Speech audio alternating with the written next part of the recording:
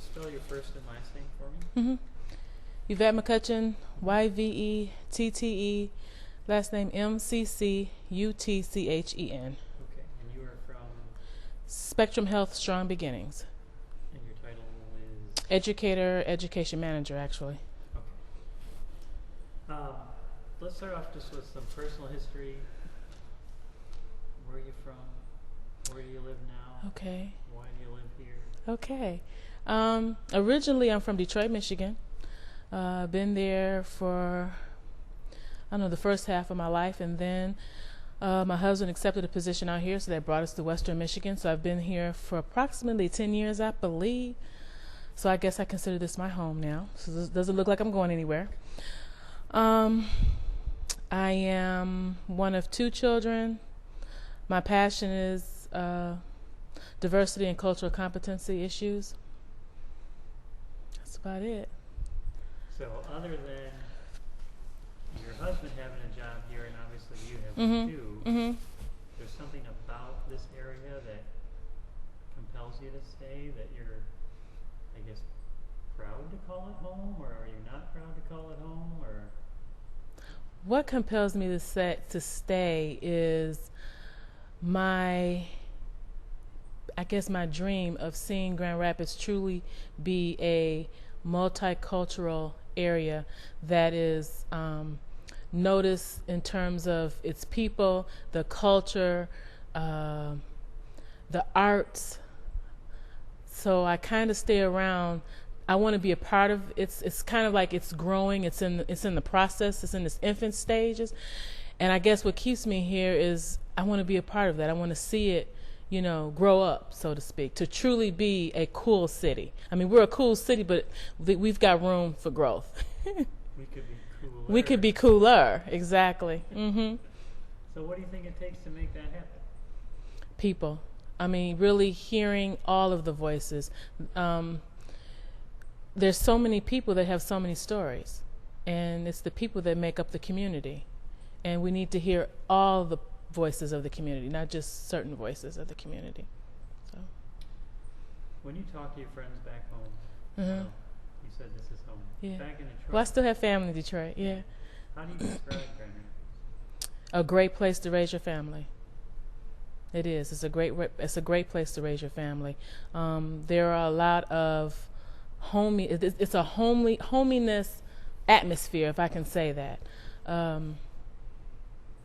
Yeah, it's a nice place. I stayed here because of the hominess, and I just would like to see it evolve, just to have it grow up a little bit more, So there are some things about Detroit that I miss that I would like to see here, like having a multicultural museum. I think that would just be the epitome of, okay, we're a cool city. When we can have a museum that embraces all different pieces of culture and people and places and things. Yeah. So you have kids? I do. 2 daughters, 21 and 17. Yeah. What do you think they're going to experience when they're your age, if they're still living here? What do you think the city will be like then? Wow. That's an interesting question, because my 21-year-old, at first, because she remembers Detroit and she had friends there, and she remembers all the cool things that were done in the Detroit area. And coming here during her late elementary years, it was kind of a stretch for her. Now at 21, she too thinks, I could stay here because she's seen some growth, not enough growth in some areas, but she too sees this is a place of opportunity, and in order to see that opportunity grow into fruition, she has to stay here to work at it, to get involved. She volunteers. She's a social work major, and so she says, if I stay here, then I can be part of the solution and not just keep talking the problem. So, yeah, the 17-year-old, I don't know. She says she's out of here. She wants the Detroit, the Chicago, LA fast scene. So, I'm hoping that'll change. Can you tell me a little bit about what you do? I am responsible for the education portion for the Strong Beginnings grant, which targets African American women and their families who are pregnant or parenting a child up to age 2. So I make sure that the community health workers that are going out to work with the families have all the education they need to do their job. I'm responsible for the education that goes out to the community at large, so I work closely with Joe Jones with the marketing portion of it. And then I also am responsible for educating the MSS and ISS health providers that work in the clinics with the patients that we serve. So do you feel like you're making this community a better community? I do. I do when I talk to some of the mothers who have received some of the services from the outreach workers. When somebody leaves me a voicemail and says, I really learned a lot from your education session on poverty in America, or my community health worker really made me see why, as an African American woman, I need to breastfeed instead of bottle feed. So I feel like I'm making a significant difference. So, Meg Wheatley asked a question right towards the end of her presentation about what you'd stick your neck out for. How would you answer that? Wow, I stick my neck out. Seems like I keep being pushed or maybe drawn to speaking up more about cultural competency with our healthcare providers, not just having this light brush of diversity pieces, but really getting to the nuts and bolts of racism and stereotypes and what is prejudice and how does it play into the kinds of care that I'm giving my patients. So I'm beginning to stick my neck out more and more when I see injustices that, let me just talk to you for a second. Did you really think, what you did, do you think that was appropriate, So I don't know how that's going to work, though. How would you encourage people to get involved, whether it's in that issue or, something around the Strong Beginnings? Where do you see opportunities for people to make a difference? If you're thinking about it, then that's probably your area. If there's something that you see, if there's something that you think, find somebody that you can connect with to, talk it out. I'm always using what I do as an extension of Strong Beginnings. Maybe if it's not education, maybe your piece might be volunteering. And finding out what that person's passion is and kind of gearing them in the right direction of a volunteer, opportunity. So, does that answer your question? Yeah. Okay. Yeah, I think so. All right. Do you encourage your daughters to volunteer or get involved? My daughter was here earlier today, actually. She came in with Progression School to Career, and she spends a significant amount of time there. She volunteers with Traveling Grannies.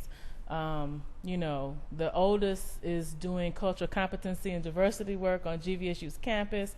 So it's good to see that what they've grown up watching me do, they found their own little niches and their places. And then my daughter brought some friends with her.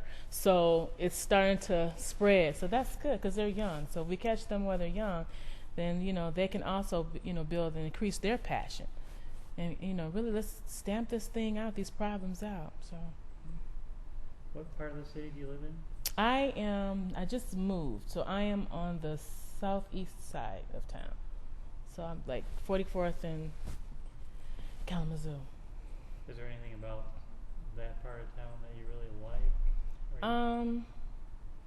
No, not really. I don't even know. We just kind of ended up there. I've always lived in Grand Rapids, probably because I'm a city girl. Detroit, I believe in public schools. I'm a product of the Detroit public school system, so I know public schools do work.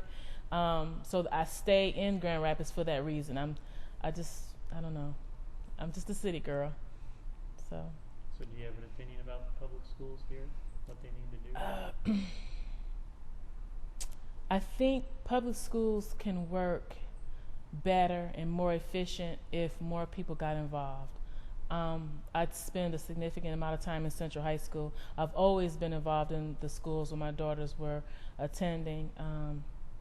It's been a blessing to have a job that, affords me the opportunities to be able to do that as well. So that makes a difference. I don't think it's that parents don't care. It's just the fact that parents don't have the time, to be able to devote to volunteering in the schools or coming out to all the PTA meetings if they're working third shift.